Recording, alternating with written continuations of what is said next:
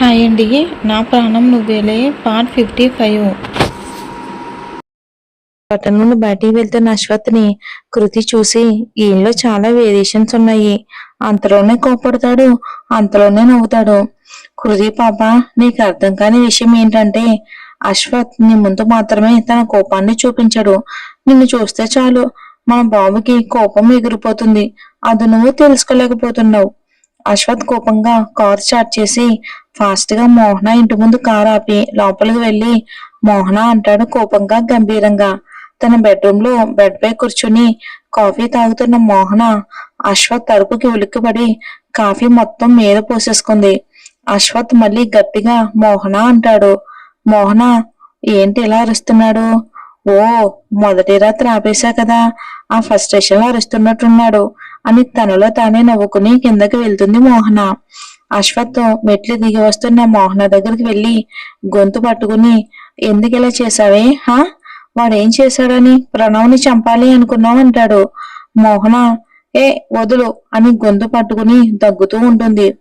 అశ్వత్ మోహనాన్ని వదిలి, ఛీ, నువ్వు అసలు మనిషివే కాదే, నువ్వే నన్ను ఇలా మార్చావు.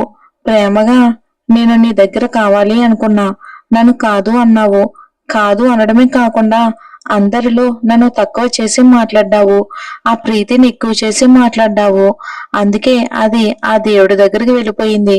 లేదు లేదు, నేనే పంపించేశా అని వికృతంగా నవ్వుతుంది మోహన. అశ్వత్ కి ప్రీతి చనిపోవటం గుర్తుకు రాగానే కోపం కంట్రోల్ చేసుకోలేక మోహనాన్ని లాగిపెట్టి కొడతాడు.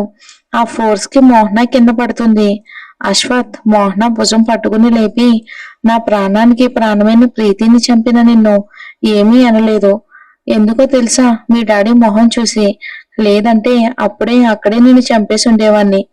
కానీ ఈసారి కృతి జోలికి కానీ నా ఫ్యామిలీ జోలికి కానీ వస్తే ఈ అశ్వత్ విశ్వరూపం చూడాల్సి వస్తుంది అని కోపంగా వెళ్తూ ఉంటే ఈ మోహన బెదిరింపులకు భయపడేది కాదు.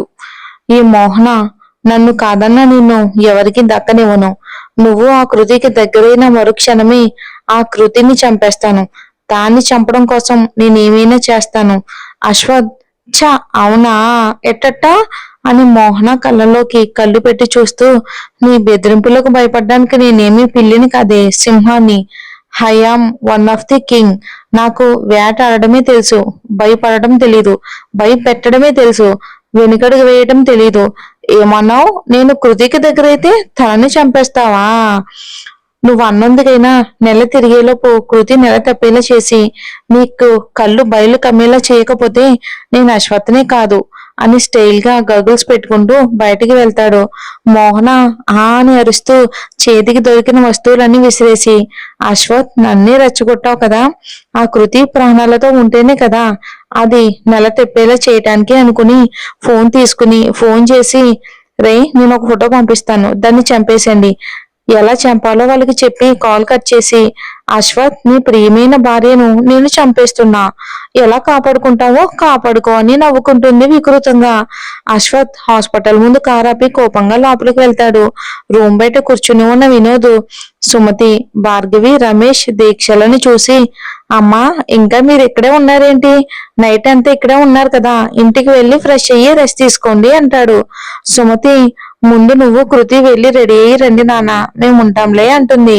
సరే అమ్మా, మీ ఇష్టం అని అశ్వత్ కృతిని తీసుకుని వెళ్ళి కార్ స్టార్ట్ చేసి కొంచెం దూరం వెళ్ళాక, ఇదేంటి ఇంత సైలెంట్ గా ఉంది అనుకుని బంగారం అంటాడు. కృతి పలక్కపోయేసరికి కృతి వైపు చూస్తాడు అశ్వత్. నైట్ అంతా నిద్ర లేకపోవడంతో కార్ ఎక్కగానే కృతి నిద్రలోకి జారుకుంటుంది. నిద్రపోతున్న కృతిని చూసి, రాత్రి మొదటి రాత్రి ఆగిపోయింది అనే బాధ కూడా లేకుండా ఎంత ప్రశాంతంగా నిద్రపోతున్నావే రాక్షసి అని కృతి నిద్ర పాడవకూడదని కారు స్లోగా డ్రైవ్ చేస్తాడు. కాసేపటికి ఇల్లు రావటంతో కృతిని చూస్తాడు. తను ప్రశాంతంగా నిద్రపోతూ ఉంటే లేపడం ఇష్టం లేక ఎత్తుకుని బెడ్రూమ్ లోకి తీసుకుని వెళ్ళి బెడ్ పై పడుకోబెట్టి ఫ్రెష్ అవడానికి వెళ్తాడు. నిద్రపోతున్న కృతికి ఏదో ఒక పీడకలు వచ్చి టక్కున లేచి చుట్టూ చూస్తుంది. చెమటలతో ఫేస్ మొత్తం తడిచిపోతుంది. కృతి, ఏంటి ఇలాంటి కల వచ్చింది? అవును, నేను బెడ్ మీదకి ఎలా వచ్చాను? కారులో కదా పడుకుంది అని ఆలోచిస్తూ ఉంటుంది. అశ్వత్ విజిలేసుకుంటూ తల తుడుచుకుంటూ బయటకు వస్తాడు. సింగిల్ టవల్ తప్ప ఒంటి మీద ఏమీ ఉండదు. కృతి 6 అడుగుల పైనే ఎత్తు, ఎరుపు, తెలుపు కలగలిపిన కలర్లో కండలు తిరిగిన శరీరంతో ఇక అశ్వత్ను చూసి నోరు తెరుచుకుని అలానే చూస్తూ ఉంటుంది. కాసేపటికి తేరుకుని కళ్ళు మూసుకుని, అశ్వత్ గారు ఏంటిది, ముందెళ్ళి బట్టలు వేసుకోండి అంటుంది. అశ్వత్ కృతి వైపు చూసి, ఓయ్ బంగారం, ఎందుకే కళ్ళు మూసుకున్నావు అంటాడు. కృతి, మరి మీరు ఇలా ఉంటే ఫ్రీ షో చూపిస్తూ ఉంటే ఏం చెయ్యాలి అంటుంది. అశ్వత్ కృతి దగ్గరకు వెళ్ళి, ఓయ్ ఇలా చూడే, నో నేను చూడను అంటుంది కళ్ళు మూసుకుని. అశ్వత్ టక్కున కృతి బుగ్గ మీద ముద్దు పెడతాడు. కృతి టక్కున కళ్ళు తెరిచి కోపంగా అశ్వత్ వైపు చూస్తుంది. అశ్వత్ అలా మూతి బిగించి చూడకే, నైట్ మధ్యలో ఆపిన పని ఇప్పుడు కంటిన్యూ చేయాలి అనిపిస్తుంది అంటాడు హస్కీగా. దానికి కృతి కంగారుగా బెడ్ దిగి వెళ్ళిపోతూ ఉంటే అశ్వత్ కృతి చెయ్యి పట్టుకుని లాక్కుని ఒక చెయ్యి నడుం చుట్టూ వేసి ఒక చెయ్యి భుజం చుట్టూ వేసి దగ్గరికి లాక్కుని, ఎంత దగ్గరగా అంటే గాలి కూడా చేరలేనంత దగ్గరగా లాక్కుని కృతి పెదవుల వైపు మత్తుగా చూస్తూ, ఏంటి బంగారం, రాత్రి ఆపిన పని ఇప్పుడు చేద్దామా అంటాడు. ఎక్కడికి వెళ్ళిపోతున్నావని కృతి ముక్కు మీద తన ముక్కుతో రాస్తూ, ఏంటి బంగారం ఆన్సర్ ఇవ్వకుండానే వెళ్ళిపోతున్నావు, చెప్పు స్టార్ట్ చేద్దామా అంటాడు చిలిపిగా కన్ను కొట్టి. అప్పటికే అశ్వత్ చేస్తున్న పనులకు తన ఒళ్ళంతా చిన్నగా షివరవుతూ ఉంటుంది. గొంతు తడారిపోతుంది. అతి కష్టం మీద మాటలు కూడా తీసుకుని, వదలండి అశ్వత్ గారు అంటుంది చిన్నగా. నైట్ వదిలేశాను కానీ ఇప్పుడు అసలు వదలాలని లేదు, ప్లీజ్ ఒప్పుకోవే అంటాడు చిన్నగా వేళ్లతో నడు మీద రాస్తూ. అశ్వత్ చేష్టలకి కృతికి హార్ట్ బీట్ పెరిగిపోతూ ఉంటే గట్టిగా కళ్ళు మూసుకుంటుంది. అశ్వత్ కళ్ళ వైపు చూస్తూ ఏకాంతాన్ని డిస్టర్బ్ చేస్తూ ఫోన్ రింగ్ అవుతుంది. ఆ సౌండ్ కి అశ్వత్ కృతి ఇద్దరు తేరుకుంటారు.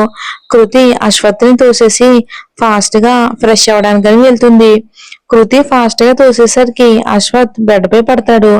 కృతి కోసం చూసేసరికి కృతి వాష్రూమ్ లోకి వెళ్తూ కనబడుతుంది అశ్వత్ కి. అశ్వత్, చి, ఏ జన్మలోనో ఎవరినైనా ముద్దు పెట్టుకోకుండా అడ్డుపడి ఉంటా, అందుకే ఈ జన్మలో అందరూ నాకు అడ్డుపడుతున్నారు అనుకుని ఫోన్ తీసుకుని మాట్లాడి బయటికి వెళ్తాడు. అశ్వత్ ఫోన్ మాట్లాడి వచ్చేసరికి కృతి రెడీ కూడా అయ్యి అశ్వత్ కి కాఫీ తీసుకుని వస్తుంది. అశ్వత్ ఆశ్చర్యంగా, ఏంటి అప్పుడే రెడీ అయిపోయావా, కాఫీ కూడా తెచ్చావా అంటాడు.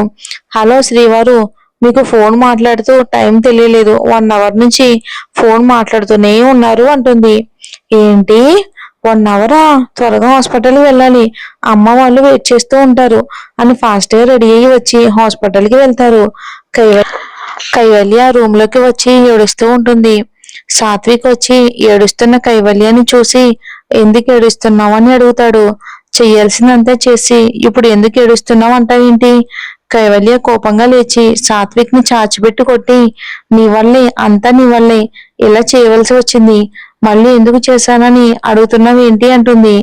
సాత్విక్, ఏయ్ నీకెంత ధైర్యమే, నన్నే కొడతావా అని కైవల్య మీదకు వస్తూ ఉంటూ కైవల్య ఒక్కసారిగా భయంతో వెనకడుగు వేస్తుంది.